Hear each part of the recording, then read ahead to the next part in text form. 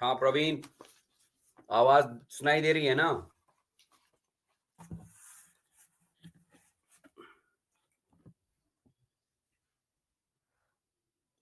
मैं ठीक हूँ।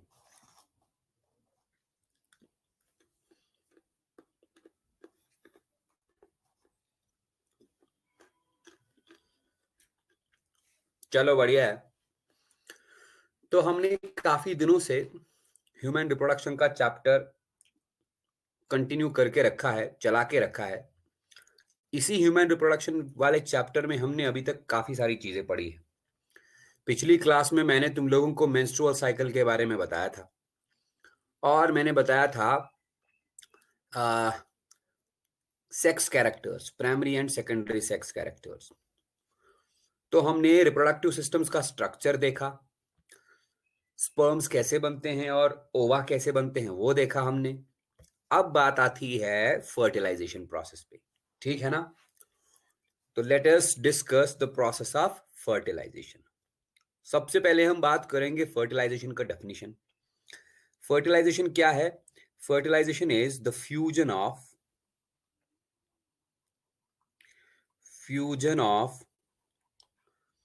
Mail gamete. भाई, मेल गमीट को हम स्पर्म बोलेंगे with the female gamete. Fusion of male gamete with the female gamete. याद रहे, फीमेल गमीट को हम ओवम बोलते हैं यूजुअली, लेकिन ह्यूमन फीमेल में ओवम जो रिलीज हुआ था, मैंने बार बार तुम लोगों को बताया है, वो ओवम रिलीज हुआ था कौन से स्टेज पे? सेकेंडरी oocyte स्टेज पे। दैट इज वाई मैं यहां पर फीमेल गमीट के बदले लिखूंगा सेकेंडरी oocyte। जब एक स्पर्म सेकेंडरी oocyte के साथ फ्यूज होगा, इस प्रोसेस को हम फर्टिलाइजेशन बोलेंगे। एक और बात, फीमेल गैमीट या स्पर्म, ये हैप्लॉइड होगा बेटा, हैप्लॉइड। हैप्लॉइड को हम रिप्रेजेंट करते हैं एन से। फीमेल गैमीट या सेकेंडरी oocyte ये भी हैप्लॉइड होगा। हम पिछले क्लासेस में देख चुके हैं ये हैप्लॉइड क्यों होंगे। तो जब haploid sperm haploid female gamete बोले तो सेकेंडरी oocyte के साथ फ्यूज होगा, तब क्या बनेगा? तब एक 2n बोले तो डिप्लॉइड सेल बनेगा। एक डिप्लॉइड सेल बनेगा। इस डिप्लॉइड सेल का नाम है बेटा जाइगोट। ठीक है ना जी? तो फर्टिलाइजेशन क्या है? एक ऐसा प्रोसेस, हाँ, मियासिस सेकंड के कारण नहीं, मियासिस फर्स्ट के कारण ही हैप्लॉइड होता है। एक ऐसा प्रोसेस जिसमें haploid sperm haploid female gamete यानी कि सेकेंडरी oocyte के साथ फ्यूज होके एक डिप्लॉइड सेल जिसका नाम जाइगोट है, डिप्लॉइड सेल बनाएगा। इस प्रोसेस को बेटा हम बोलते हैं फर्टिलाइजेशन। आपको याद रखना है, मैंने डायग्राम यहां पर दिखाया है कि फर्टिलाइजेशन होता कहां पर है। राइट? देखिए, इस डायग्राम में स्टेप 1 को देखिए। स्टेप 1 में लिखा है egg leaves ovary and enters fallopian tube. Egg मतलब यहां पर क्या है? ध्यान रहे, ये एग किस स्टेज पे रिलीज होगा? वही सेकेंडरी oocyte। तो सेकेंडरी oocyte मतलब एग जो रिलीज हुआ ओव्यूलेशन प्रोसेस में ओवरी से, ये एग फैलोपियन ट्यूब के अंदर एंटर होगा।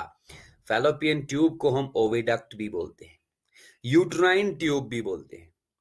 तो ये रहा यहां पर सेकेंडरी oocyte, एग। तो स्टेप 2 में देखिए क्या दिखाया है। Sperm enters the egg and unites with the nucleus. Sperm कहां से आया? यहां से आया स्पर्म। मैं बताऊंगा अभी कितना आया, कैसे आया, वो सारा बताऊंगा। स्पर्म यहां से आया और फैलोपियन ट्यूब में इस एग के साथ फ्यूज हुआ, सेकेंडरी oocyte के साथ फ्यूज हुआ। मतलब ये हुआ कि फर्टिलाइजेशन हुआ फैलोपियन ट्यूब में। फैलोपियन ट्यूब के मैंने बेटा तुम लोगों को काफी सारे पार्ट्स बताए हैं, वही मैं लिखने वाला हूं यहां पर। क्या? Fertilization occurs in which part of the fallopian tube? Fertilization कहां पर बताओ? In ampulla, ampulla part of the fallopian tube. Fallopian tube के एम्प्यूला पार्ट में, ampulla part of fallopian tube. More precisely, ज्यादा एक्यूरेटली बोलना है तो बोल सकते हो एम्प्यूलरी इस्थमिक जंक्शन। मैं ये भी समझा चुका हूं, ठीक है ना भाई? तो हमने पहला पॉइंट याद रखना है कि फर्टिलाइजेशन होता है कहां पर? Ampulla part of the fallopian tube में। एंड फर्टिलाइजेशन से क्या होगा? एक ऐसा प्रोसेस है ये जिसमें सेकेंडरी oocyte फ्यूज होगा स्पर्म के साथ, तो एक डिप्लॉइड जाइगोट बनेगा। राइट? ये यहां क्लियर है ना?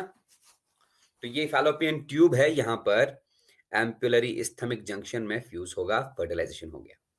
अब देखो, कुछ स्टार्टिंग से मैं कुछ इंपॉर्टेंट बातें बोलूंगा। स्टार्टिंग से,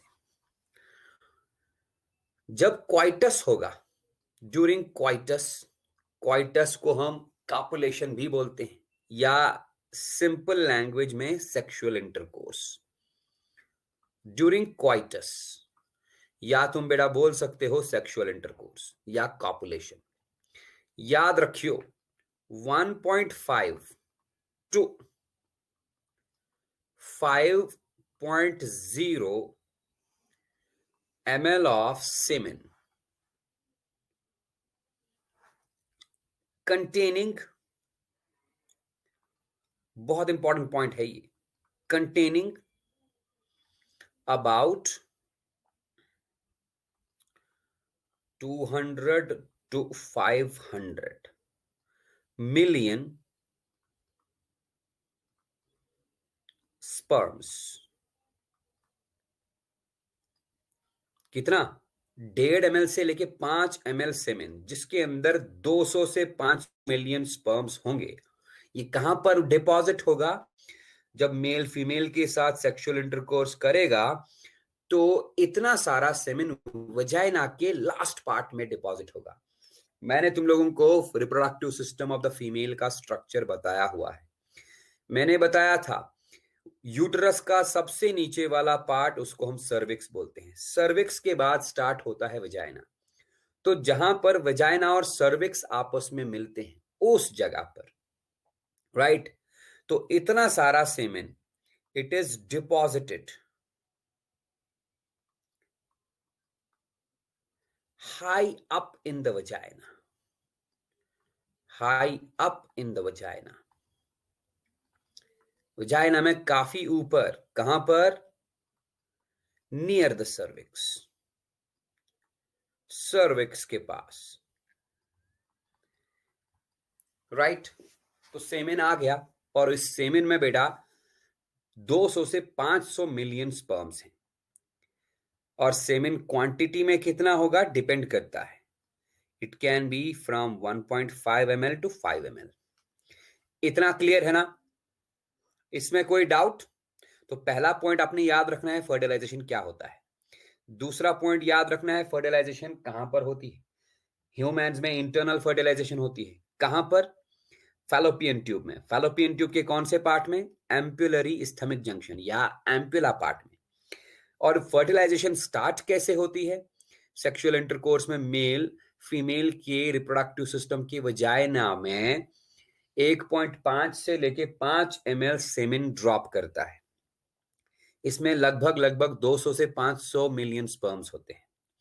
अब आगे का काम हम देखेंगे, आगे होगा क्या। एक काम करो बेटा, इसका स्क्रीनशॉट लेके डन लिख दो।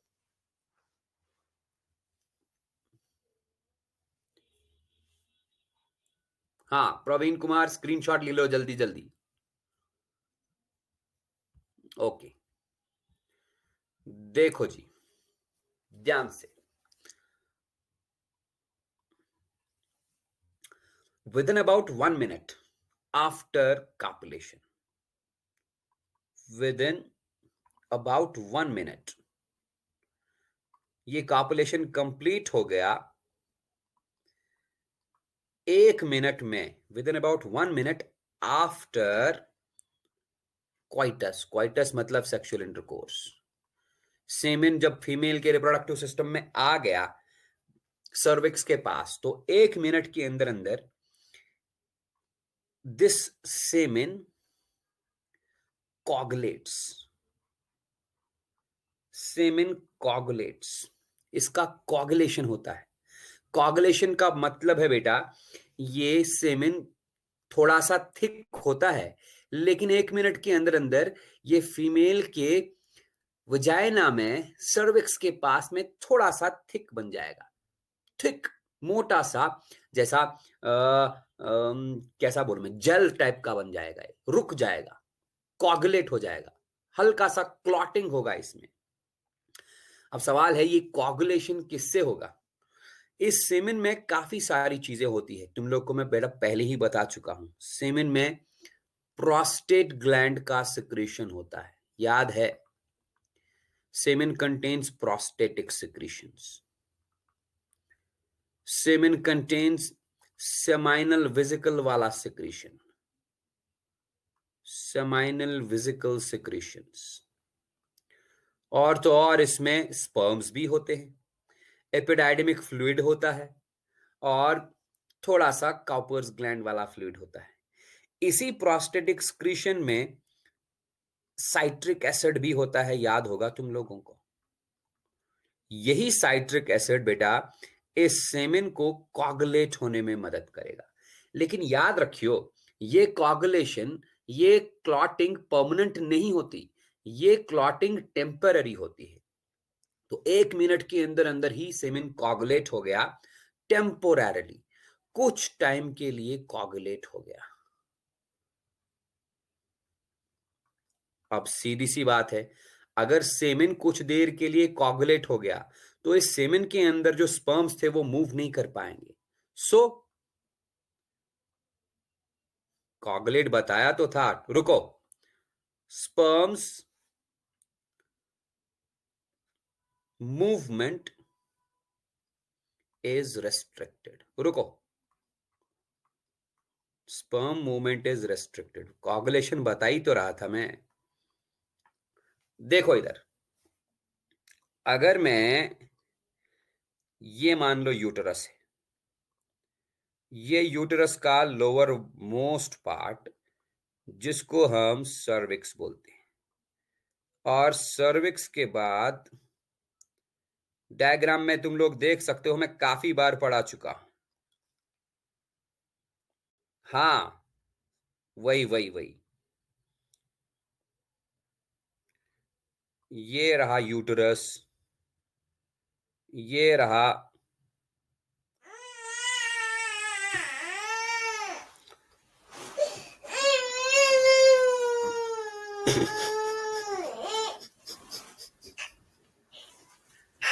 इधर देखो, ये वजाइना, ये रहा यूटरस का सर्विक्स वाला पार्ट। मैंने कहा सेमिन को यहां पर मेल ने ड्रॉप कर दिया। ये सेमिन बेटा लिक्विड ही होता है ना, तो इसमें साइट्रिक एसिड जो होता है, साइट्रिक एसिड की वजह से हल्का सा जेल टाइप में कन्वर्ट होगा, ये मोटा हो जाएगा। ये सेमिन लिक्विड होता है। देखो, मिल्क तो, दूध तो आपको याद है ना, मिल्क इज अ लिक्विड, लेकिन जब हम इस मिल्क से दही बनाते हैं तो दही कैसा होता है? सेमी सॉलिड होता है ना, जेल टाइप का। तो हम बोलते हैं ना, milk has been coagulated into curd. Coagulated word आ गया ना। तो कॉगुलेशन का मतलब है सेमेन जो लिक्विड होता है, वो लिक्विड यहां पर जेल टाइप में कन्वर्ट होगा। जेल टाइप में कन्वर्ट होगा तो इस जेल स्ट्रक्चर को हम कॉग्युलम बोलेंगे। अब समझे? हाँ, अभी कोई दिक्कत है? हाँ शुभम।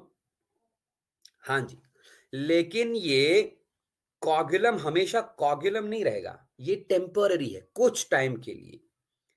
तो जितनी देर तक ये सेमेन कॉगुलम में रहेगा, कॉगुलम बना हुआ रहेगा, जितनी देर तक ये कॉगुलेट होके रहेगा, उतनी देर तक इसके अंदर जो स्पर्म्स हैं उनका मूवमेंट नहीं होगा, स्पर्म मूवमेंट रेस्ट्रिक्ट हो जाएगा, स्पर्म मूवमेंट रेस्ट्रिक्ट हो जाएगा।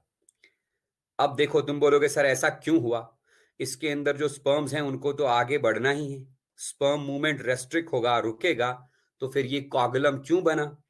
इसका रीजन है, अगर ये सेमेन कॉगुलम नहीं बनता, जेल टाइप नहीं बनता, तो ये सेमेन लिक्विड है ना, ये लिक्विड बाहर आ सकता था, इसके अंदर जो स्पर्म्स थे वो बाहर आ सकते थे, वेजाइनल पोर से बाहर निकल सकते थे। दैट इज वाई कुछ देर में ही, विद इन 1 मिनट ही, ये सेमेन कन्वर्ट हो गया into a little bit gel. वो जेल बाहर नहीं निकल पाता, हाँ निकल सकता है, लेकिन सोचो जरा, जितनी देर में जेल बाहर निकलेगा उससे ट्रिपल टाइम, ट्रिपल कम टाइम, बहुत कम टाइम लगेगा अगर लिक्विड यहां पर होता। सीधी सी बात है यार, लिक्विड का मूवमेंट फास्ट होगा या जेल का मूवमेंट? बता मुझे, लिक्विड फास्ट मूव होगा या जेल? लिक्विड। तो मतलब अगर ये सीमेन लिक्विड फॉर्म में रहेगा तो ये वापस गिर सकता है, दैट इज वाई ये कन्वर्ट होता है इनटू अ थिक स्ट्रक्चर, उस थिक स्ट्रक्चर को हम कॉगुलम बोलते हैं। हाँ कॉगुलम भी बाहर गिर सकता है, लेकिन टाइम बहुत लगेगा, उतनी देर में इसके अंदर के स्पर्म्स ऊपर मूव कर दिए होंगे। क्या समझे? समझ आई बात? हाँ मुझे बताओ। हाँ जी। अब देखो, over the next 20 to 30 minutes, over the next 20 to 30 minutes, अगले 20 या 30 मिनट में व्हाट हैपेंस, इस सेमेन का कॉगुलेशन खत्म, ये वापस कन्वर्ट हो जाएगा into into a liquid form. Over the next 20 to 30 minutes, this semen decoagulates, अब इसका डिकॉगुलेशन होगा, decoagulates with the help of an enzyme present in it। इस सेमेन के अंदर एक एंजाइम होता है, वो एंजाइम 1 मिनट के बाद, या सॉरी 20 या 30 मिनट में वो एंजाइम इस सेमेन को वापस जेल से लिक्विड में कन्वर्ट करता है, बट तब तक स्पर्म्स अच्छे खासे ऊपर मूव हो चुके होंगे। समझ आई ना बात? ठीक है ना? अच्छा क्या बोल रहे हैं प्रवीण कुमार गौरव, स्पर्म को सिग्नल कैसे मिलता है कि वो आगे बढ़ना है आफ्टर कॉगुलेशन? मैं बताया तो, 20-30 मिनट के अंदर अंदर सेमेन के अंदर ही एक एंजाइम होता है, वो एंजाइम कॉगुलेशन प्रोसेस को, वो एंजाइम सेमेन को वापस कन्वर्ट करने लगता है इनटू लिक्विड फॉर्म, और स्पर्म्स आगे मूव करना स्टार्ट कर देते हैं। ठीक है ना भाई? अच्छा जी। अब देखो स्पर्म्स को आगे मूव करना कहां पर है, सर्विक्स, सर्विक्स के बाद यूटरस का मेन पार्ट, ये यूटरस। तो स्पर्म्स ऊपर गए, sperms move upwards towards uterus. In the uterus, uterus में इन स्पर्म्स का एक्टिवेशन होगा।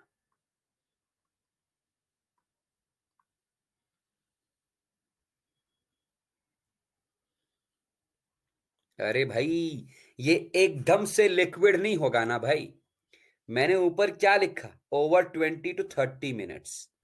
1 मिनट तक ये कोगुलम बनेगा, एक कोगुलम बन के रहेगा, और फिर 20-30 मिनट लगेंगे इसको वापस डिकोगुलेट होने में। एकदम से ये लिक्विड नहीं बनेगा, हल्के से धीरे धीरे, थोड़ा थोड़ा। समझ आई बात?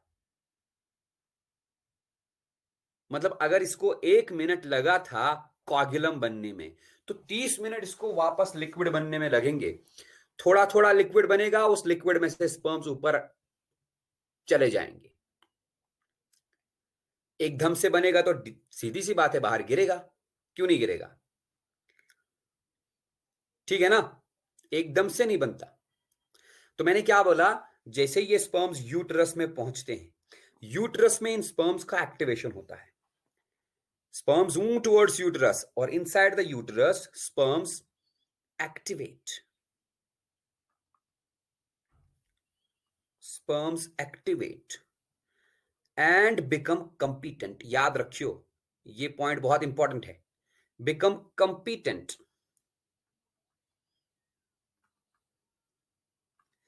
to fertilize the secondary oocyte. become competent to fertilize the secondary oocyte. ये स्पर्म्स यूटरस में पहुंच के एक्टिवेट हो जाते हैं भाई। एक्टिवेट होने का मतलब है इनमें ताकत आ जाती है सेकेंडरी oocyte को फर्टिलाइज करने की। इस प्रोसेस को, यूटरस में जो ये प्रोसेस होती है, क्या प्रोसेस? स्पर्म्स का एक्टिवेशन। कंपीटेंट मतलब, यार मैं अगर तुमको बोलूंगा कि you are competent enough to crack the NEET, मतलब क्या है इसका? प्रवीण कुमार, मैंने फॉर एग्जांपल तुमको बोला you are competent enough to crack the NEET, इसका मतलब क्या हुआ? तुम में काबिलियत है नीट क्रैक करने की। कंपीटेंट मतलब काबिलियत, पोटेंशियल। मैं अगर बोलूंगा कि स्पर्म जो है, sperm is competent enough to fertilise the secondary oocyte, इसका मतलब क्या है? कि स्पर्म में काबिलियत है सेकेंडरी oocyte को फर्टिलाइज करने की। और स्पर्म जब सर्विक्स में आता है, वजाइना में आता है, तब इसमें ये काबिलियत नहीं होती, तब ये कंपीटेंट नहीं होते। जैसे ही स्पर्म्स यूटरस में पहुंचते हैं, यूटरस में ये कम से कम 5 से 6 घंटे का टाइम गुजारते हैं, 5 to 6 आवर्स, है ना? और ये 5 से 6 घंटा यूटरस में गुजारने के बाद कंपीटेंट बन जाते हैं, इनमें काबिलियत आ जाती है सेकेंडरी oocyte को, ओवम को फर्टिलाइज करने की। इस प्रोसेस को, कौन सा process? Activation of the sperms. कहां पर? In the uterus, which takes 5 to 6 hours, such that sperms become competent to fertilize the secondary oocyte. इस प्रोसेस को बेटा बोलते हैं कैपेसिटेशन। बहुत ही इंपॉर्टेंट पॉइंट है ये, कैपेसिटेशन। तुम लोग से नीट में क्वेश्चन पूछा जाता है, व्हाट इज कैपेसिटेशन? कैपेसिटेशन का मतलब है स्पर्म्स का एक्टिवेशन। कहां पर?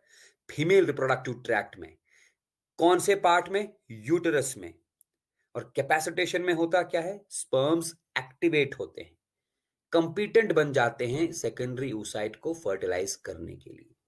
इसमें कितना टाइम लगता है? 5 से 6 घंटे।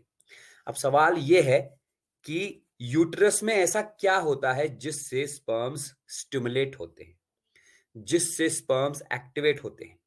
भाई यूटरस का जो एंडोमेट्रियम है ना, यूटरस का जो एंडोमेट्रियम वाला लेयर है, मैंने तुम लोग को बताया है यूटरस का एंडोमेट्रियम लेयर बहुत ही ग्लैंडुलर होता है, मतलब उसमें काफी सारे ग्लैंड्स होते हैं। उन ग्लैंड्स से बहुत सारा सिक्रीशंस निकलता है, बहुत सारे एंजाइम्स निकलते हैं, वही यूटरस के एंडोमेट्रियम के सिक्रीशंस। यूटरस का जो इनर मोस्ट ग्लैंडुलर लेयर है उसको हम एंडोमेट्रियम बोलते हैं। यूटरस से काफी सारे एंजाइम्स और काफी सारे सिक्रीशंस निकलते हैं, और यही सिक्रीशंस इस सेमेन में जो स्पर्म्स थे उन स्पर्म्स को एक्टिवेट करते हैं, स्पर्म्स को कंपीटेंट बनाते हैं, काबिल बनाते हैं सेकेंडरी oocyte को फर्टिलाइज करने के लिए। इस प्रोसेस में 5 to 6 आवर्स का टाइम लगता है। इस प्रोसेस को हम बोलते हैं कैपेसिटेशन। तो 3 पॉइंट हमने सीखे। पहला पॉइंट फर्टिलाइजेशन का definition, haploid sperm haploid secondary oocyte के साथ फ्यूज होकर डिप्लॉइड जाइगोट बनाएगा। दूसरा पॉइंट, ये फर्टिलाइजेशन होता कहां पर है? ये होता है फर्टिलाइजेशन कहां पर होता है? ये होता है फैलोपियन ट्यूब में, एम्पुला पार्ट में। तीसरा point, capacitation of the sperms. Capacitation of the sperms कहां पर होता है? फीमेल रिप्रोडक्टिव ट्रैक्ट में। फीमेल रिप्रोडक्टिव ट्रैक्ट में कहां पर? यूटरस में। इसमें लगते हैं 5 to 6 आवर्स और कैपेसिटेशन से स्पर्म्स बन जाते हैं काबिल, competent to fertilise the secondary oocyte। बताओ, इसमें कोई डाउट है क्या? Any doubt? ना? हाँ, प्रवीण कुमार गौरव, स्क्रीनशॉट लेके डन लिख दो जल्दी।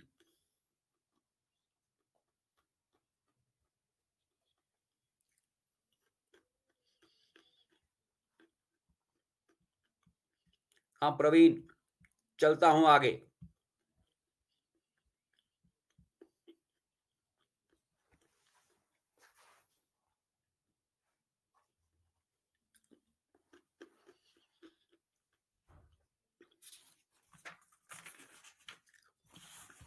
हमारा नेक्स्ट पॉइंट,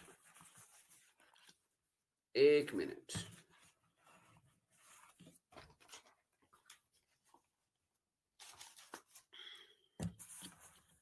तो अब स्पर्म्स कंपिटेंट बन गए। हाँ, डाउट रहना ही नहीं चाहिए। तो फिर क्लास का मतलब ही क्या है बेटा? मतलब ही नहीं है ना क्लास का। अगर क्लास में पढ़ के आपको डाउट रहे ना, उसको क्लास नहीं कहते।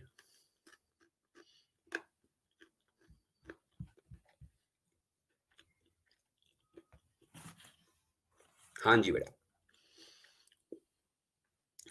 देखिए, तो अब स्पर्म्स यूट्रस में आके उनका कैपेसिटेशन भी हो गया। इन स्पर्म्स को लेकिन बेटा मूव कहां करना है, ये याद रखना। इन स्पर्म्स को मूव करके जाना है फैलोपियन ट्यूब में। मान लो अगर ये फैलोपियन ट्यूब है, एक साइड दिखाऊंगा मैं, यहां पर वेट कर रहा है कौन? Secondary oocyte। ठीक, और लेट ये रहा यूट्रस का वॉल, और सपोज ये रहा एंडोमेट्रियम ऑफ द यूट्रस। ठीक है ना? तो यहां पर स्पर्म्स आ चुके हैं। इन स्पर्म्स को मूव करके जाना है कहां? दे हैव टू मूव, और मूव करते करते इनको पहुंचना है सेकेंडरी oocyte के पास। Thank you. सेकेंडरी oocyte के पास पहुंचना है इनको। ठीक है ना भाई? सेकेंडरी oocyte के पास पहुंच के उसको फर्टिलाइज करना है। याद रखियो, ये है सेकेंडरी oocyte। मैंने तुम लोग को स्टार्टिंग में बताया था कि सेमेन में लगभग 400 से 500 मिलियन स्पर्म्स होते हैं, लेकिन सेकेंडरी oocyte के पास सारे नहीं पहुंचते। सेकेंडरी oocyte के पास 100 या 200 स्पर्म्स ही पहुंचते हैं। मतलब सर्विक्स से लेके फैलोपियन ट्यूब तक का सफर जो है, ये बहुत कठिन सफर है, बहुत कठिन ट्रैवलिंग है ये। इस ट्रैवलिंग में काफी सारे स्पर्म्स पीछे छूट जाते हैं, काफी सारे स्पर्म्स मर जाते हैं, और कुछ 100-200 सेकेंडरी oocyte तक पहुंचते हैं। ठीक है ना भाई? देखियो, ये जो स्पर्म्स हैं, ये मूव कैसे करते हैं भाई? They move by their own effort. खुद से ये ताकत लगाते हैं। They move by their own effort. अब तुम लोग बोलोगे सर इसके पास ताकत कहां से आती है? मैंने स्पर्म का स्ट्रक्चर बताया है। स्पर्म के स्ट्रक्चर में मैंने तुम लोग को बताया था स्पर्म का मिडिल पीस। स्पर्म के मिडिल पीस में माइटोकॉन्ड्रियन होता है। वही माइटोकॉन्ड्रियन स्पर्म में एनर्जी प्रोवाइड करता है। कैसे एनर्जी प्रोवाइड करेगा, मैंने तुम लोग को यह भी बताया था। सेमेन में फ्रक्टोस होता है, याद है ना? फ्रक्टोस एक कार्बोहाइड्रेट है। वो फ्रक्टोस का जब ऑक्सीडेशन होगा, ब्रेक डाउन होगा तो एनर्जी निकलेगी, और फ्रक्टोज को ब्रेक डाउन करने में मदद करेगा वही माइटोकॉन्ड्रिया जो स्पर्म के मिडिल पीस में होता है। तब जाके स्पर्म्स को एनर्जी मिलेगी, वही एनर्जी से ये आगे मूव करते हैं, है ना। तो sperms move by their own effort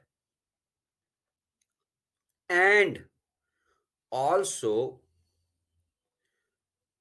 by the effort of the reproductive system of the female.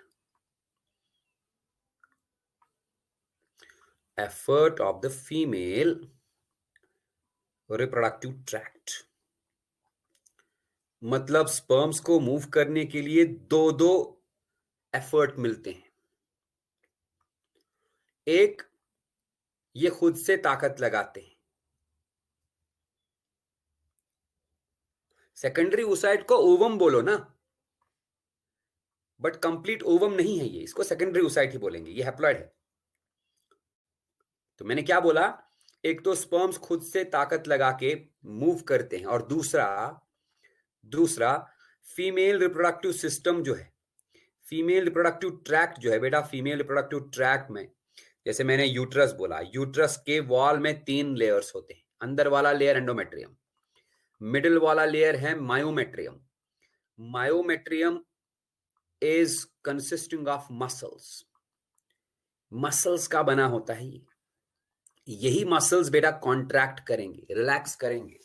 Muscles के कॉन्ट्रैक्शन और रिलैक्सेशन से एक तरह के एक तरह का पुश मिलता है इन स्पर्म्स को। तो मैंने लिखा, एक तो स्पर्म्स अपना एफर्ट खुद लगा के मूव करते हैं, और दूसरा एफर्ट क्या होता है, फीमेल रिप्रोडक्टिव सिस्टम का effort. How? Muscles contract and relax, female reproductive system के मसल्स कॉन्ट्रैक्ट भी करते हैं एंड रिलैक्स भी करते हैं। इस कॉन्ट्रैक्शन और रिलैक्सेशन से मिलते हैं क्या? Forceful vibrations for sperm movement, for sperm movement. Sperm को मूव दो चीजें कराती हैं, एक तो खुद का फोर्स, खुद की एनर्जी, और दूसरा फीमेल प्रोडक्टिव सिस्टम का जो वॉल है वो भी कॉन्ट्रैक्ट लेस करके कुछ वाइब्रेशंस जैसा प्रोड्यूस करेगा, उनसे स्पर्म्स को थोड़ा मूवमेंट के लिए मदद मिलेगा। ठीक है, अब देखिए, ये स्पर्म्स मूव करते करते सेकेंडरी oocyte तक पहुंचे, लेकिन कितने? ओनली, ये याद रखना है, only a few sperms, only a few sperms reach, only a few, sorry, few hundred reach the secondary oocyte, reach the secondary oocyte। Fallopian tube में सेकेंडरी oocyte के पास केवल 1, 2 या 300 मैक्सिमम पहुंचते हैं, बाकी रास्ते में ही गिर जाते हैं, मर जाते हैं।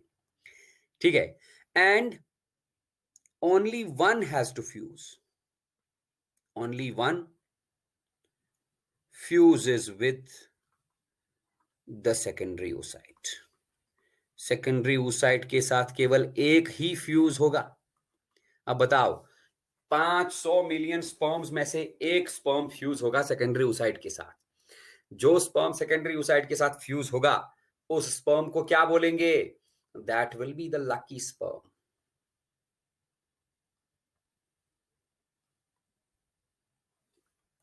ठीक है ना? ठीक है, स्क्रीनशॉट लेके डन कर दो इसको।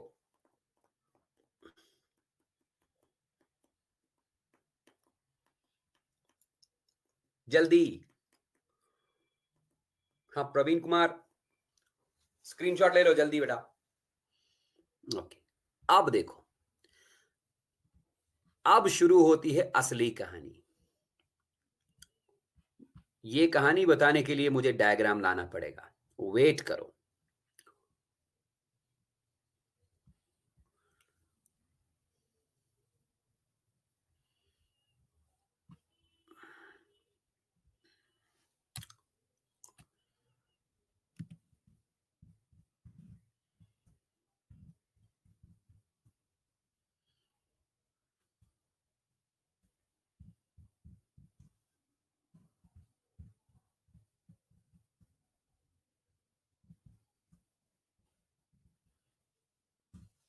वेट करो बेटा।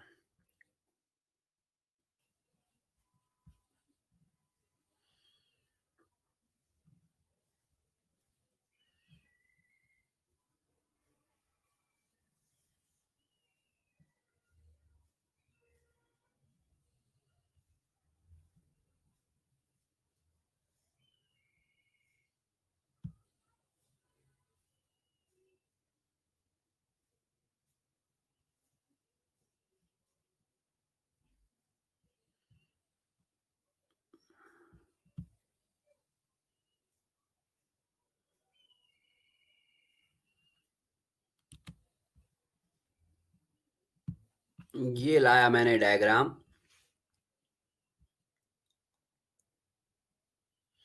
बेटा बॉडी से बाहर क्यों निकलेंगे?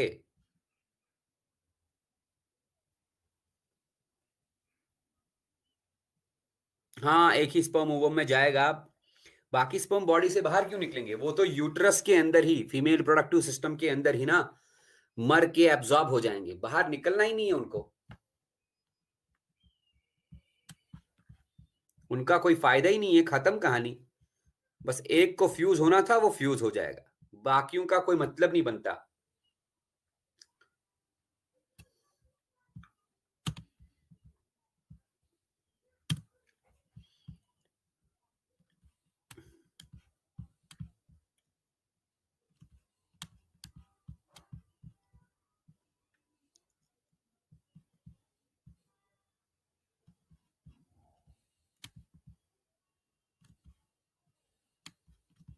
बस हो गया।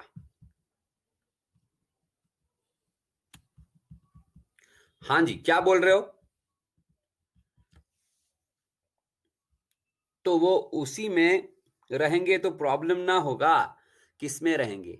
इधर देखो, फीमेल रिप्रोडक्टिव सिस्टम के अंदर लगभग लगभग 200, 300, 400 मिलियन स्पर्म्स आए थे। वो स्पर्म्स जब ऊपर मूव करना स्टार्ट करेंगे, कहां ऊपर मतलब कहां? फैलोपियन ट्यूब की तरफ। तो फैलोपियन ट्यूब तक पहुंचते पहुंचते मेजॉरिटी ऑफ द स्पर्म्स खत्म, मर गए, और उनको यूट्रस के एंडोमेट्रियम ने खा लिया, एब्जॉर्ब कर लिया। बाद में बचे 2 या 300। वो 200-300 स्पर्म्स पहुंचे फैलोपियन ट्यूब तक। फैलोपियन ट्यूब में उन 200-300 स्पर्म्स में से एक स्पर्म फ्यूज हो जाएगा, किसके साथ? ओवम के साथ।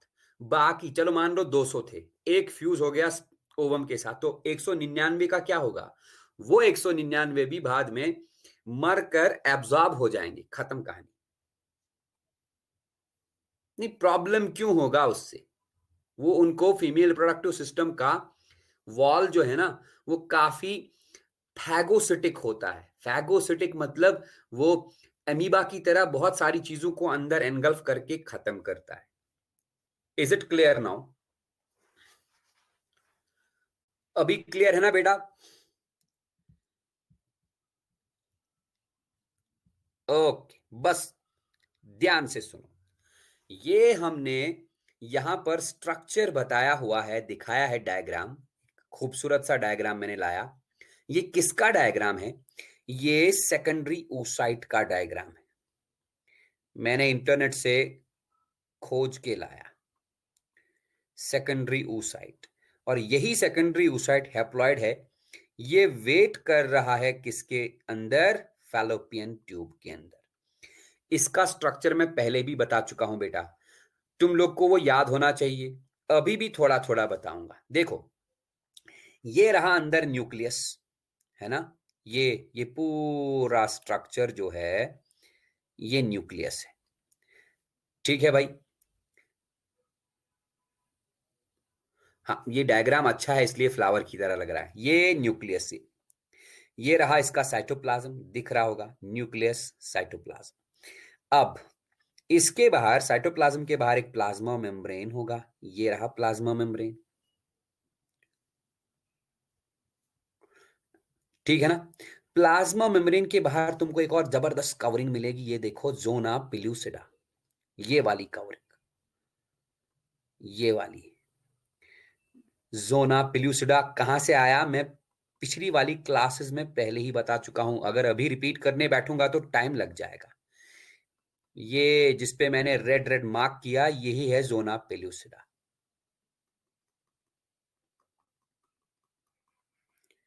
और जोना पेल्यूसिडा के बाहर भी एक और कवरिंग है। वो कवरिंग लेकिन एक सेल का नहीं बना, बहुत सारे सेल्स का कवरिंग है। ये देखो, इस कवरिंग को बेटा हम बोलते हैं कोरोना रेडिएटा। इसका स्ट्रक्चर मैं पहले ही बता चुका हूं। अभी देखो होगा क्या। जैसे ही स्पर्म्स इस फैलोपियन ट्यूब तक पहुंच जाएंगे, उनमें से मैंने कहा एक स्पर्म इस सेकेंडरी oocyte के साथ फ्यूज होगा। ये क्या कहानी क्या है वैसे, अब देखो। इस सेकेंडरी oocyte के सरफेस के ऊपर कुछ रिसेप्टर मॉलिक्यूल्स होते हैं। मैं यहां पर रिसेप्टर बनाने जा रहा हूं। ये सेकेंडरी oocyte के सरफेस के ऊपर कुछ रिसेप्टर मॉलिक्यूल्स हैं। ध्यान से देखियो, रिसेप्टर मॉलिक्यूल सेकेंडरी oocyte के सरफेस के ऊपर बेटा कुछ रिसेप्टर मॉलिक्यूल्स हैं, राइट। सेकेंडरी oocyte के सरफेस के ऊपर रिसेप्टर मॉलिक्यूल्स हैं, मतलब कुछ प्रोटीन्स हैं। इन प्रोटीन्स का कुछ शेप है, ये रहा। ये है रिसेप्टर मॉलिक्यूल्स। किसके ऊपर? सेकेंडरी oocyte के सरफेस के ऊपर। दीज आर द रिसेप्टर्स, है ना जी। These receptors are known as fertilizins. तो मैं बोलूंगा सेकेंडरी oocyte के सरफेस के ऊपर रिसेप्टर्स हैं, उनको हम फर्टिलाइजेंस बोलते हैं। बहुत सारे फर्टिलाइजिंग मॉलिक्यूल्स हैं, ठीक है। ये फर्टिलाइजिंग मॉलिक्यूल्स क्या होते हैं? They are basically glycoproteins in nature. खैर तुम याद रखो, फर्टिलाइजिंग मॉलिक्यूल्स हैं सेकेंडरी oocyte सरफेस के ऊपर। अब देखो, यहां से स्पर्म आया, उस स्पर्म का कैपेसिटेशन ऑलरेडी हो चुका है। याद रखियो, कैपेसिटेशन में बताया हूं। ये रहा स्पर्म, ये रहा स्पर्म का हेड। स्पर्म के हेड में मेन चीज स्पर्म का न्यूक्लियस। ये रहा स्पर्म न्यूक्लियस स्पर्म हेड में। फिर ये रहा इसका मिडल पीस। मिडल पीस में सेंट्रियोल्स वगैरह और माइटोकॉन्ड्रियन होता है। और ये रहा इसका टेल, इसका भी स्ट्रक्चर बता चुका। इस स्पर्म के ऊपर भी एक प्रोटीन जैसा लगा होता है। This protein is known as anti fertilisin. Anti fertilisin, anti fertilisin, ठीक है ना। अब सोचो जरा, अगर कोई स्पर्म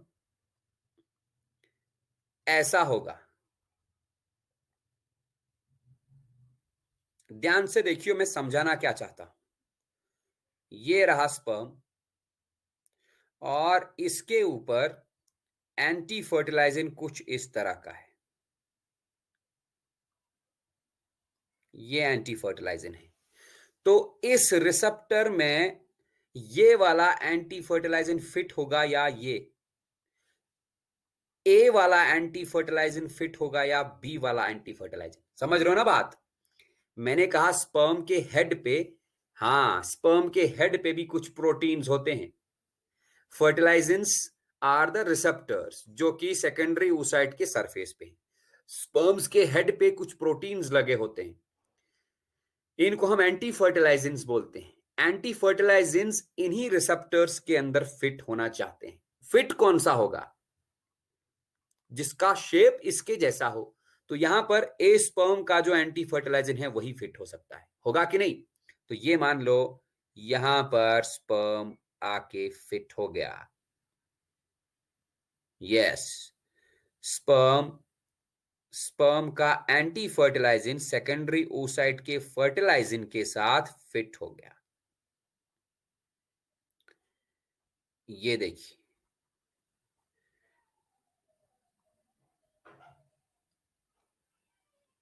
ठीक है ना। ये वाला फिट हो ही नहीं सकता क्योंकि इसका एंटी फर्टिलाइजन इस रिसेप्टर के कॉम्प्लीमेंट्री है ही नहीं। मतलब ये तो वही बात हुई ना कि हमारे पास हमारे घर में जो ताला है, उस ताले को हम सिर्फ अपनी चाबी से खोल सकते हैं। बाहर से कोई बंदा आया, वो अपनी चाबी से हमारे घर के ताले को खोल नहीं सकता। सीधी वही कहानी है। इस रिसेप्टर में एक पर्टिकुलर टाइप का, इस फर्टिलाइजिन में एक पर्टिकुलर टाइप का एंटी फर्टिलाइजिन ही फिट हो सकता है। समझ आई बात? तो स्पर्म्स आएंगे, उन स्पर्म्स के, क्या बोला लेकिन सर, स्पर्म पर तो एक ही तरह ही होगा ना? क्या क्या? सब स्पर्म नहीं, मैं बात कर रहा हूं, मान लो ये वाला जो ए स्पर्म है ना,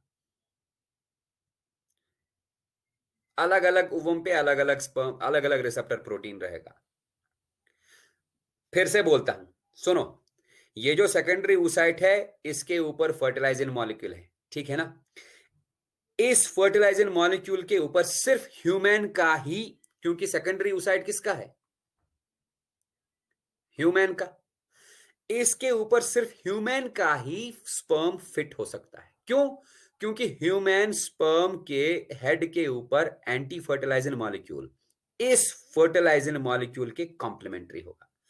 सपोज अगर किसी तरह से किसी और एनिमल का स्पर्म आ गया, जो कि इम्पॉसिबल है, बट फर्ज करो सपोज आ गया, let this sperm B is the sperm from rat, जो कि इम्पॉसिबल है, लेकिन हम सपोज करते हैं, सपोज आ गया, या let it is the sperm of monkey. Monkey के, सपोज करो मंकी का स्पर्म है बी वाला स्पर्म, इसके हेड के ऊपर एंटी फर्टिलाइजिंग कैसा है? ट्रायंगुलर है ना? तो ये एंटी फर्टिलाइजिंग यहां पर फिट हो सकता है क्या? नहीं हो सकता। तो मंकी का स्पर्म ह्यूमन के सेकेंडरी oocyte के ऊपर फिट नहीं हो सकता, तो फर्टिलाइजेशन का सवाल ही नहीं है। समझ लिए बात को मैं क्या कहना चाहता हूं?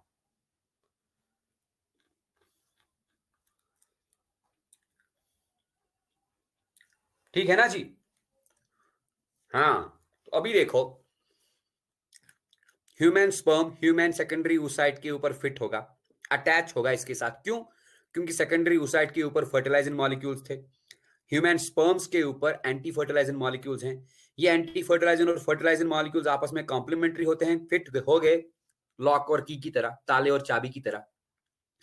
इस रिएक्शन को बेटा बोलते हैं fertilising anti fertilising reaction. What? Fertilising anti fertilising reaction. रुको, फर्टिलाइजिंग एंटी फर्टिलाइजिंग रिएक्शन क्या बोले? ह्यूमन से ह्यूमन का ही होगा। हाँ, बिल्कुल बिल्कुल, ह्यूमन से ह्यूमन का ही होगा। हाँ, कुछ डाउट है क्या?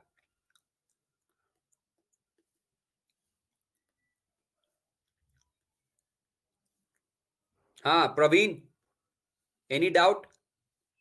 हाँ शुभम, तुमको डाउट है क्या बेटा?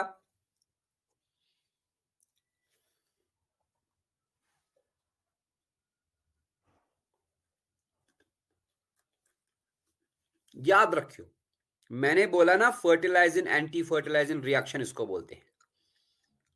कभी कभार तुम्हारी किताब पे लिखा होगा fertilising anti fertilising reaction is species specific. Species, ये जो मैंने अभी बताया ना कि इंसान का, human female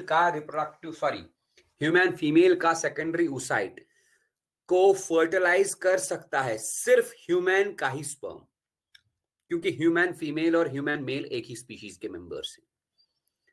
human secondary oocyte को मंकी, डॉग, एलिफेंट, टाइगर, इनके स्पर्म्स फर्टिलाइज नहीं कर सकते, क्योंकि दे आर डिफरेंट स्पीशीज, और उनके स्पर्म्स के हेड के ऊपर जो एंटी फर्टिलाइजिंग होगा वो यहां के फर्टिलाइजिंग के साथ कंपैटिबल नहीं है।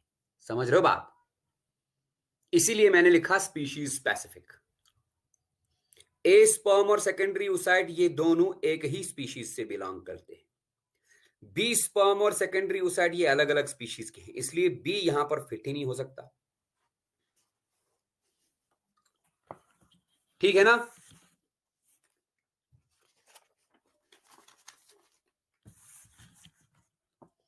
हाँ, तो स्क्रीनशॉट लेके डन कर दो जल्दी। स्क्रीनशॉट ले लो, डन कर दो। बहुत टाइम लगा दिए तुम लोग। चलो भाई, आगे बढ़ता हूं। मैं फिर से डायग्राम लाऊंगा।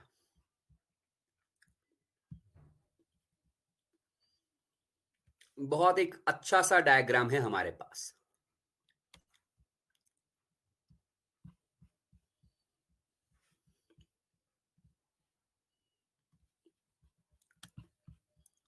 थोड़ा सा वेट करो। एक मिनट, मैं तुम्हारा सवाल पढ़ता हूं, पहले मुझे डायग्राम पेस्ट करने दो।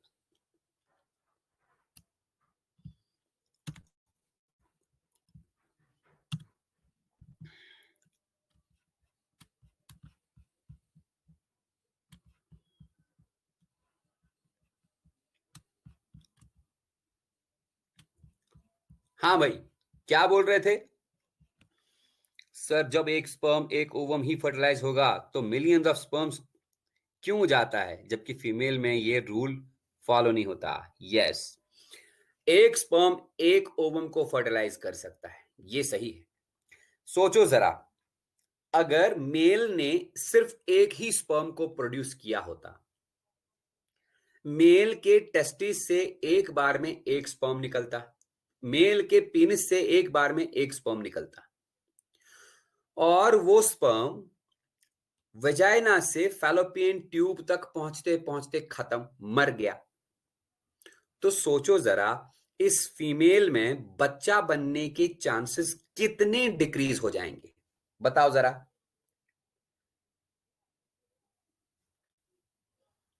ऑलमोस्ट बच्चा बनने का चांस जीरो हो जाएगा। अब सोचो जरा, अगर 500 मिलियन स्पर्म्स में से लगभग लगभग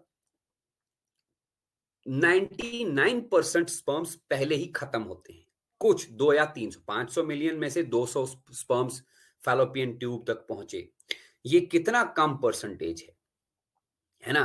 तो अगर एक ही स्पर्म इंसान के मेल रिप्रोडक्टिव सिस्टम से बनता, तो वो स्पर्म पहुंचता ही नहीं, तो जीरो हो जाता ना।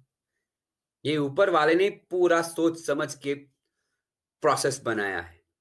स्पर्म्स क्योंकि इनको ट्रैवल करना होता है, ट्रैवलिंग में इनको नुकसान हो सकता है, इनको मेल रिप्रोडक्टिव सिस्टम से फीमेल रिप्रोडक्टिव सिस्टम की तरफ ट्रैवल करना है, इनको नुकसान हो सकता है, मर सकते हैं रास्ते में, इसीलिए ये बहुत ज्यादा नंबर में बनते हैं।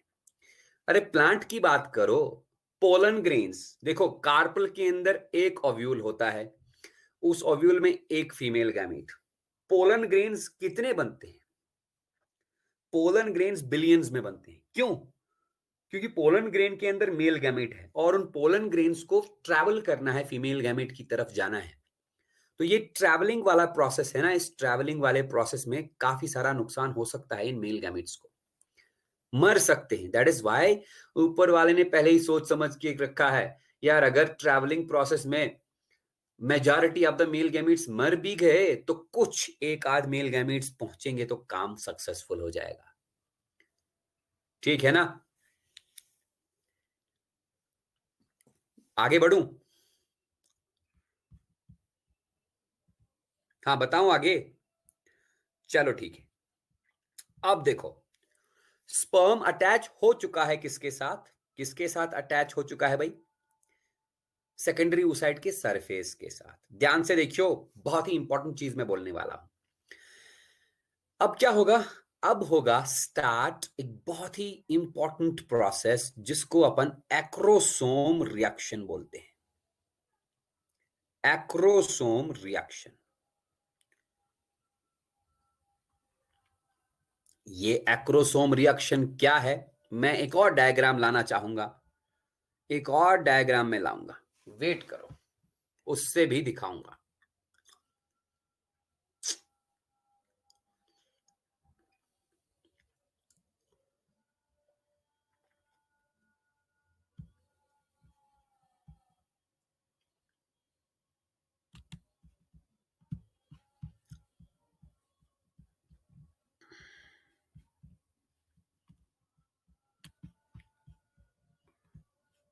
बस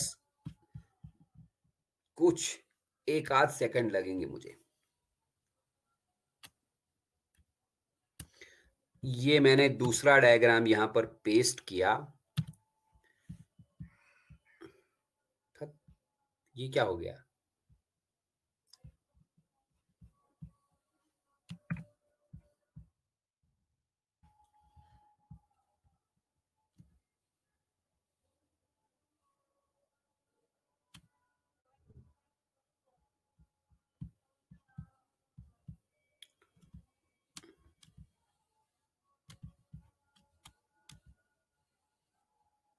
दोनों दिखाई दे रहा है ना डायग्राम्स?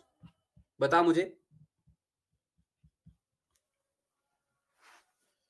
हाँ, देखते जाओ मैं क्या बोलने वाला हूं। ये जो छोटा वाला डायग्राम है इसको देखो।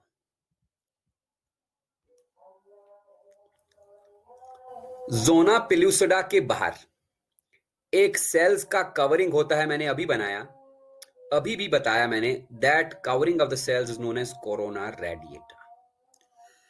कोरोना रेडिएटा के ऊपर वो रिसेप्टर्स थे जिसके साथ स्पर्म अटैच हो चुका है ना जी?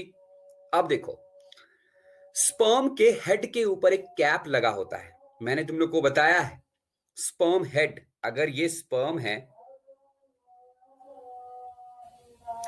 तो स्पर्म के हेड के ऊपर एक कैप है बेटा, एक कैप लगा है। बताओ जरा उस कैप का नाम क्या है?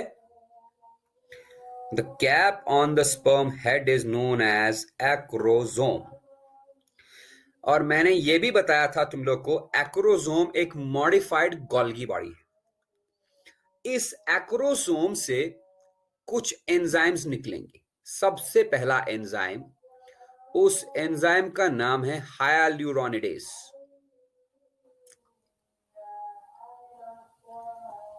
हाँ, एक्रोजोम से एक एंजाइम निकलेगा हायालुरोनिडेज। ये हायालुरोनिडेज इस कोरोना रेडिएटा के सेल्स के ऊपर एक्ट करेगा।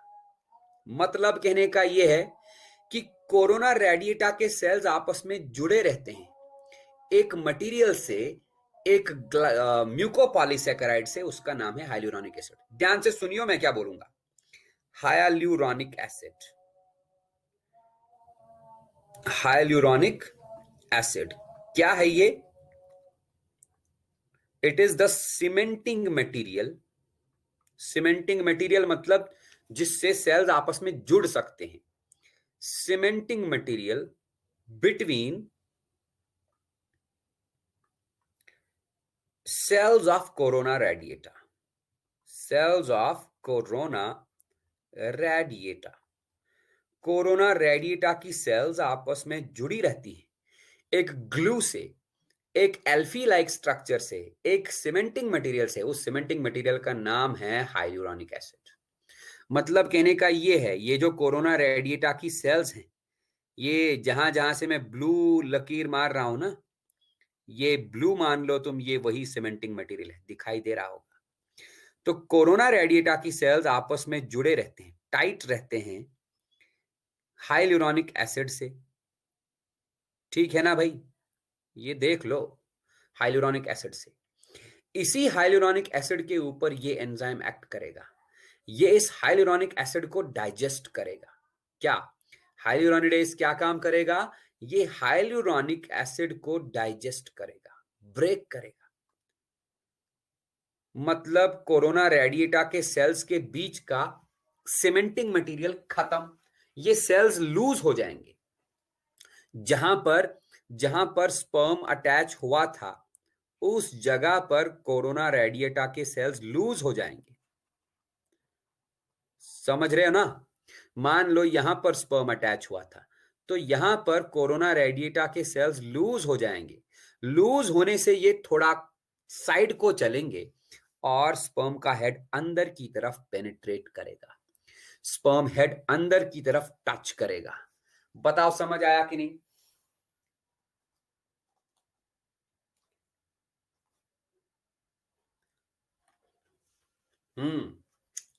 मैं फिर से रिपीट कर रहा हूं। मैंने क्या कहा? स्पर्म ने जैसे ही कांटेक्ट किया, टच किया सेकेंडरी oocyte के सरफेस के साथ, फर्टिलाइजन एंटी फर्टिलाइजन रिएक्शन से तो स्पर्म का एक्रोसोम एक एंजाइम रिलीज करेगा, उस एंजाइम का नाम है हाइल्यूरोनिडेस। ये हाइल्यूरोनिडेस एंजाइम कोरोना रेडिटा सेल्स के बीच जो हाइल्यूरोनिक एसिड होता है उसको ब्रेक करेगा।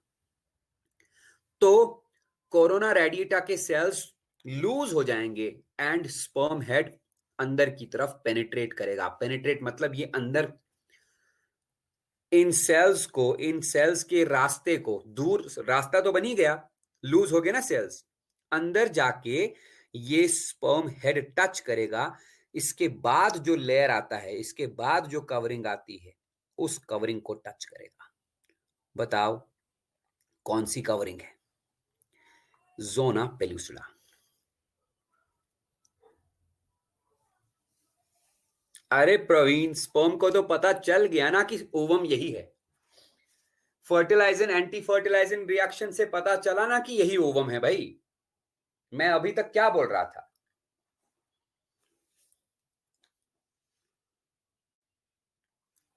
फर्टिलाइजन एंटी फर्टिलाइजन रिएक्शन से स्पर्म को पता चला ना कि ओवम यही है। हाँ, तो क्या बोला मैंने कहा हाइल्यूरोनिडेस एंजाइम एक्रोसोम से निकलेगा।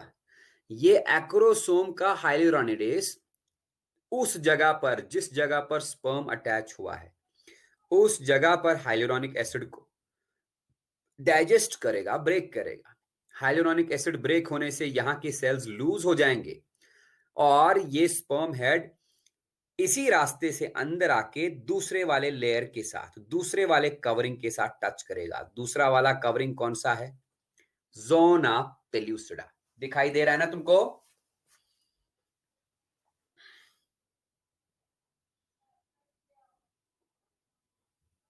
हाँ, बाकी स्पर्म काहे मर जाते हैं?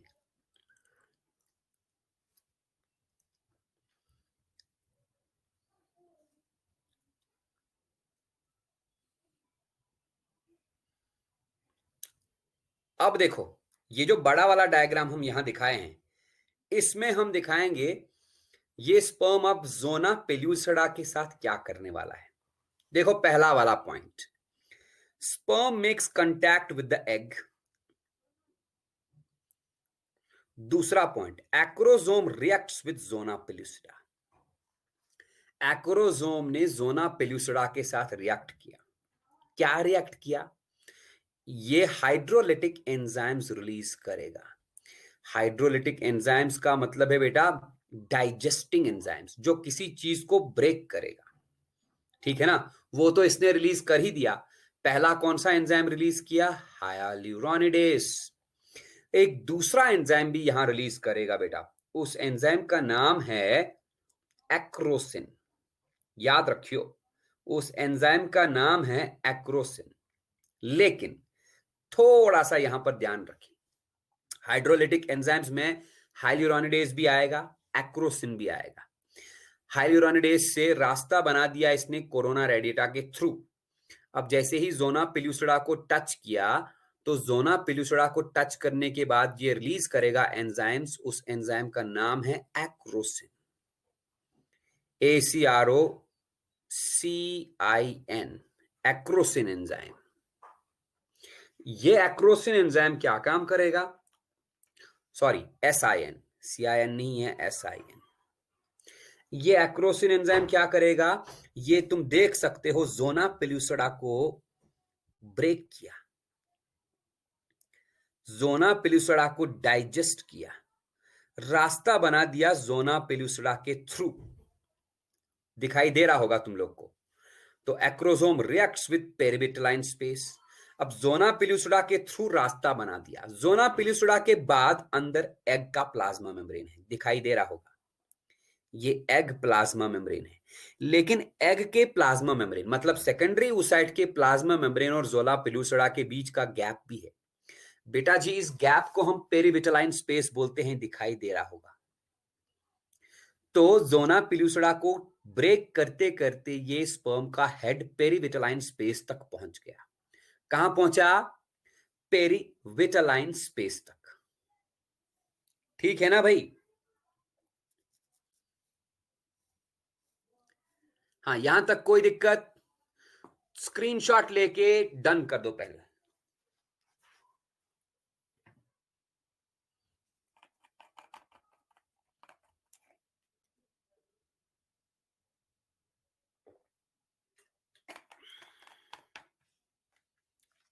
स्क्रीनशॉट लिया,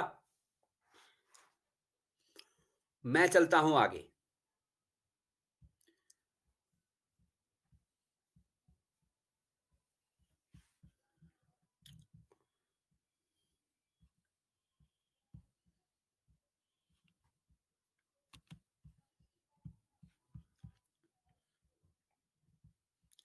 मुझे ये डायग्राम फिर से चाहिए।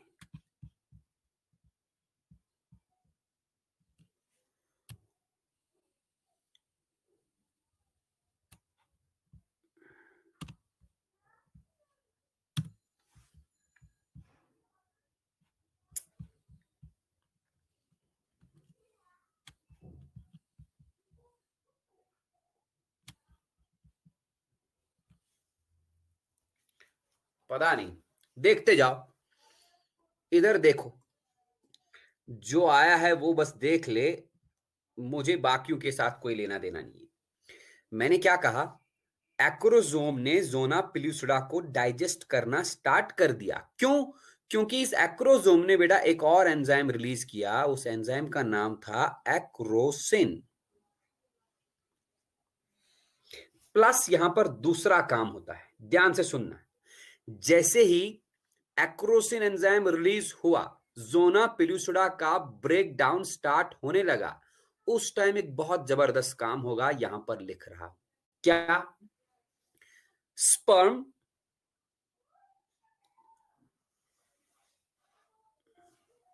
Head and secondary oocyte membrane, secondary oocyte membrane। इधर देखो, फिर से बोल रहा हूं, स्पर्म हेड ने एक्रोसिन एंजाइम रिलीज किया, एक्रोसिन एंजाइम ने जोना पेलुसिडा को डाइजेस्ट किया। धीरे धीरे स्पर्म हेड पहुंचा एग के प्लाज्मा मेम्ब्रेन और जोना पेलुसिडा के बीच की स्पेस तक, जिसको हमने पेरिविटलाइन स्पेस बोला। और पेरिविटलाइन स्पेस को क्रॉस करके यहां पर ये स्पर्म हेड एग के सेकेंडरी oocyte के प्लाज्मा मेम्ब्रेन के साथ फ्यूज हो गया। वही मैं लिख रहा हूं, sperm head and secondary oocyte membrane fuse. ये फ्यूज हो गए। बहुत जबरदस्त काम यहां पर होगा, ये पॉइंट नोट करने लायक है। इस फ्यूजन से क्या होगा? दिस फ्यूजन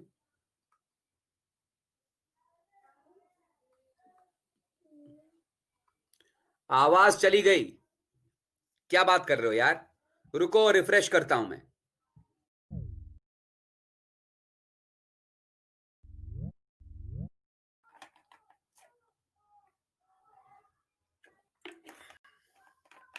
हाँ प्रवीण, आवाज आ रही है ना? शुभम, तुमको आवाज आ रही है?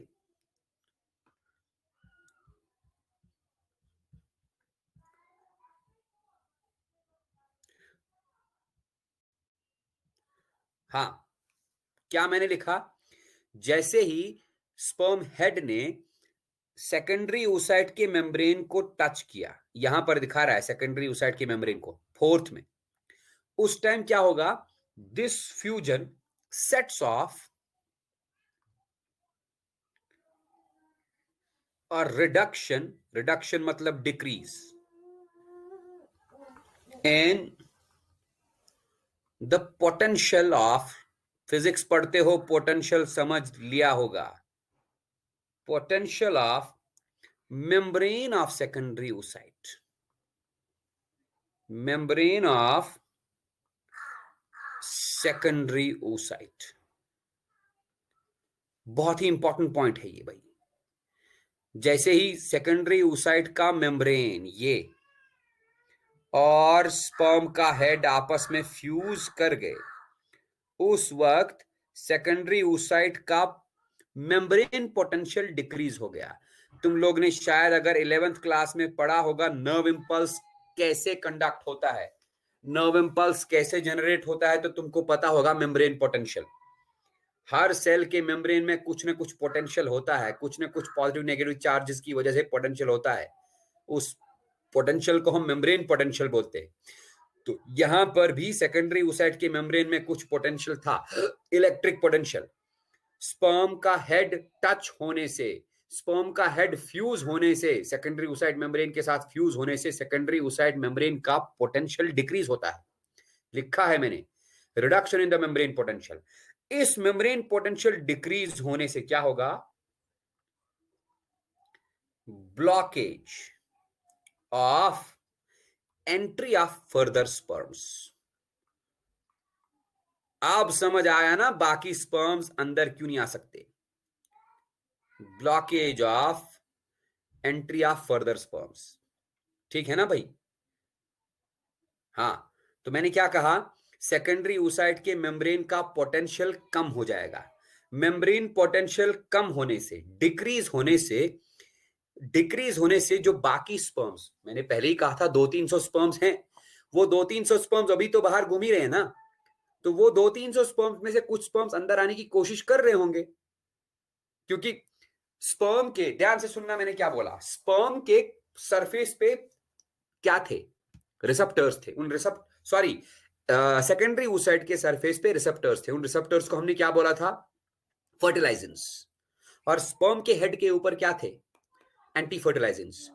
ह्यूमन के 200 स्पर्म्स होंगे, सबके ऊपर एंटी फर्टिलाइजन होगा, similar type of anti fertilizin. मतलब एक ही बार में एग के साथ काफी सारे स्पर्म्स अटैच हो चुके हैं, लेकिन अंदर एक जाएगा। जो पहली बार अंदर गया, जिसका लक अच्छा हो, जो सबसे पहले अंदर गया और सेकेंडरी oocyte के मेम्ब्रेन के साथ फ्यूज हो गया, उसके सेकेंडरी oocyte मेम्ब्रेन के साथ फ्यूज होने के बाद सेकेंडरी oocyte मेम्ब्रेन का मेम्ब्रेन पोटेंशियल कम हो गया।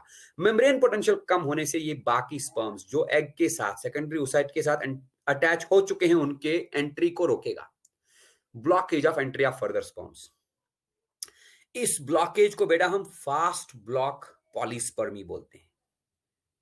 क्या बोलते हैं? Fast block polyspermy.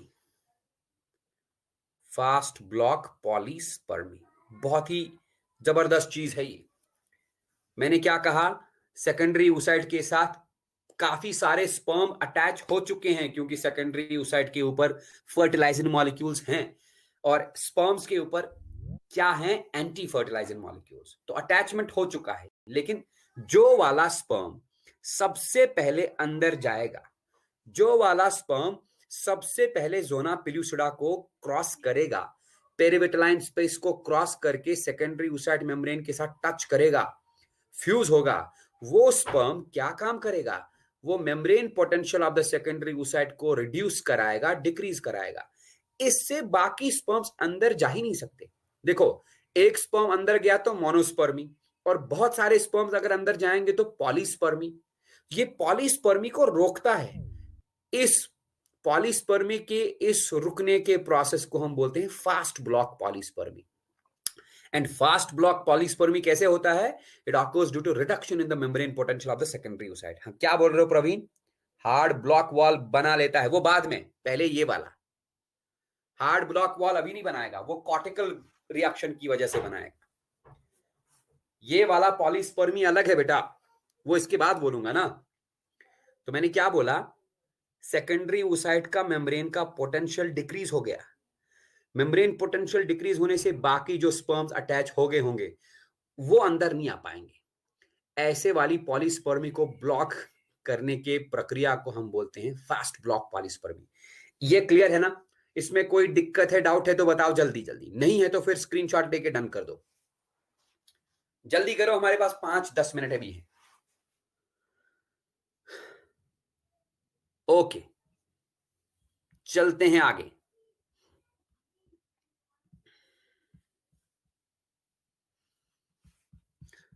ये डायग्राम मुझे फिर चाहिए।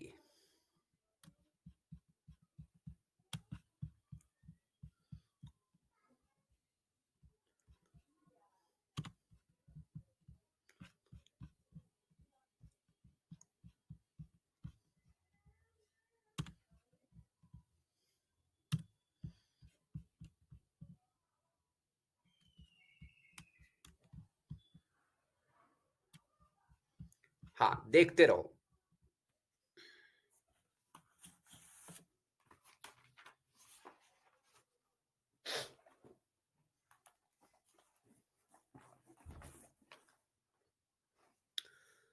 तो क्या बोला मैंने?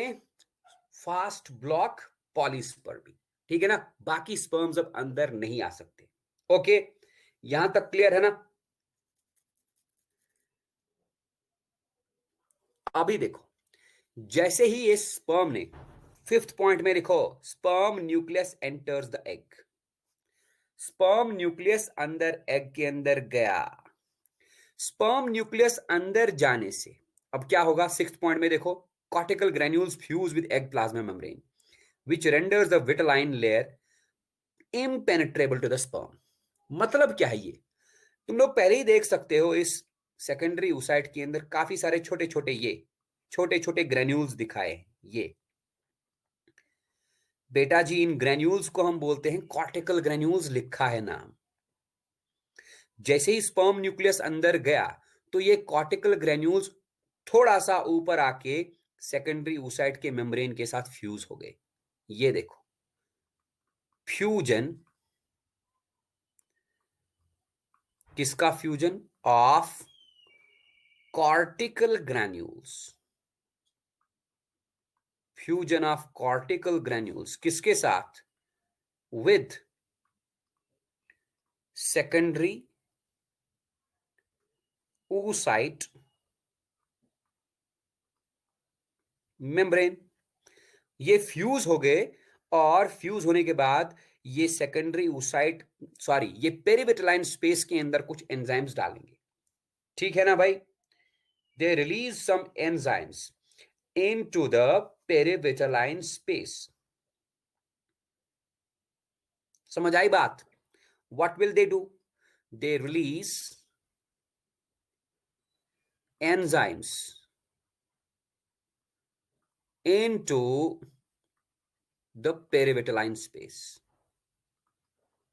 इन्होंने पेरिविटलाइन स्पेस के अंदर कुछ एंजाइम्स डाले। पेरिविटलाइन स्पेस पहले ही बताया मैंने, plasma membrane of the secondary oocyte and zona pellucida, उसी स्पेस को पेरिविटलाइन स्पेस बोलते हैं। उस पेरिविटलाइन स्पेस के अंदर कुछ एंजाइम्स आ गए, देख सकते हो, इन्होंने डाल दिए। इन एंजाइम्स, इन चीजों की मदद से ये जो सेकेंडरी oocyte का मेम्ब्रेन है ना, ये बेटा हार्ड हो जाएगा, जैसे प्रवीण ने अभी बताया था। What will happen? Hardness of secondary oocyte membrane. Secondary oocyte membrane hard बन जाएगा, और इसके हार्ड बनने से स्पर्म्स फिर से अंदर नहीं आ पाएंगे। Prevention of polyspermy. Prevention of polyspermy, या हम बोल सकते हैं prevention of entry of further sperms. बाकी स्पर्म्स एंटर नहीं करेंगे। ऐसी वाली पॉलीस्पर्मी को बेटा हम बोलते हैं क्या? Slow block polyspermy. Slow block polyspermy. Slow block polyspermy. तो स्लो ब्लॉक पॉलीस्पर्मी कैसे हुआ? कॉर्टिकल ग्रेन्यूल्स सेकेंडरी oocyte के मेम्ब्रेन के साथ फ्यूज हो गए। उन्होंने अपने कंटेंट्स को, अपने एंजाइम्स को पेरिविटलाइन स्पेस के अंदर डाल दिया। उन कंटेंट्स, उन एंजाइम्स की मदद से पेरिविटलाइन स्पेस हार्ड हो गया, सॉरी, सेकेंडरी oocyte का मेम्ब्रेन हार्ड हो गया, और ये सेकेंडरी oocyte मेम्ब्रेन और स्पर्म्स को अंदर आने ही नहीं दिया। इस पॉलीस्पर्मी को हम, इस स्पर्म्स के अंदर ना आने की प्रक्रिया को हम बोलेंगे स्लो ब्लॉक पॉलीस्पर्मी, और इस डिटेल्ड प्रोसेस को हम बोलते हैं कॉर्टिकल रिएक्शन। कॉर्टिकल रिएक्शन, पहले हमने कहा acrosome reaction, now we are saying cortical reaction. बताओ, क्लियर है ना?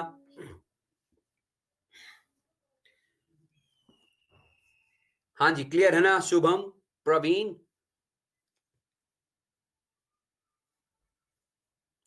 इसमें कोई डाउट है क्या?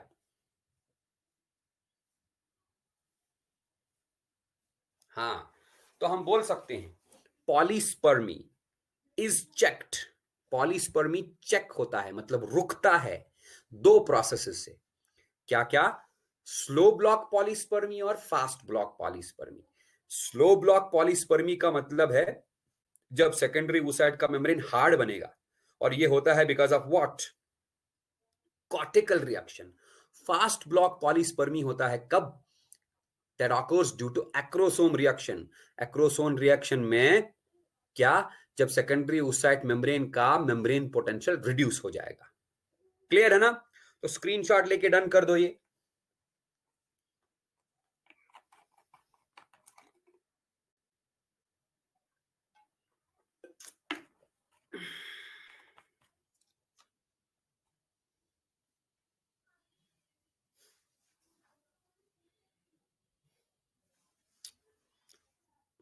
हाँ प्रवीण, स्क्रीनशॉट लिया?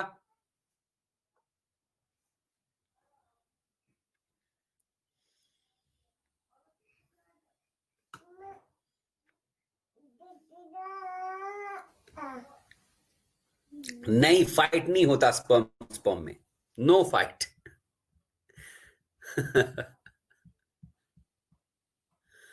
चलता हूं आगे।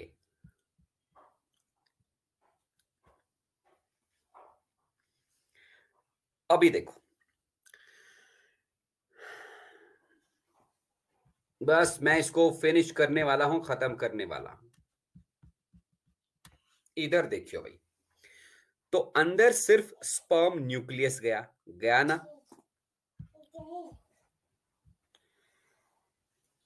सेकेंडरी oocyte के साइटोप्लाज्म में सिर्फ स्पर्म न्यूक्लियस गया, बाकी एम्प्टी स्पर्म हेड बाहर ही रहा, मिडिल पीस बाहर रहा, टेल बाहर रहा।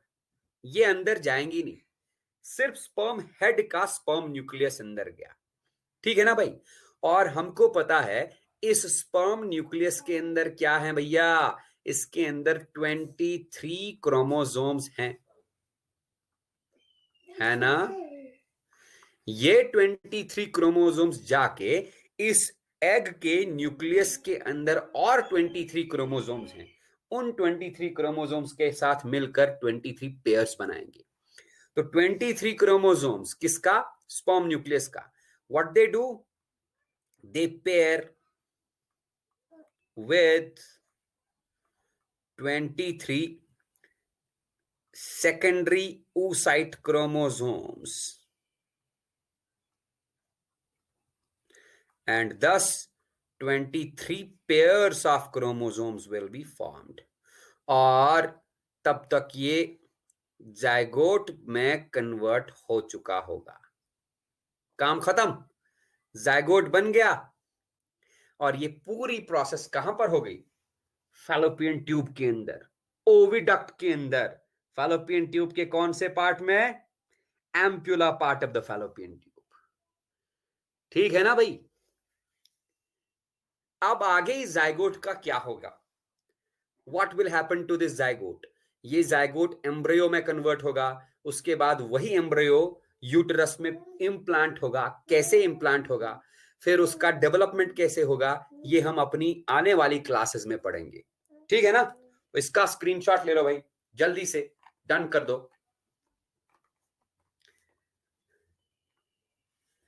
भाई। स्पर्म का बाकी पार्ट मतलब टेल, मिडिल पीस और खाली हेड, ये बाकी रहेगा, उसका कुछ नहीं होगा, काम खत्म। जो स्पर्म से हमको चाहिए था, इस ओवम को जो स्पर्म से चाहिए था वो तो मिल गया ना। क्या चाहिए था इसको? क्रोमोसोम्स।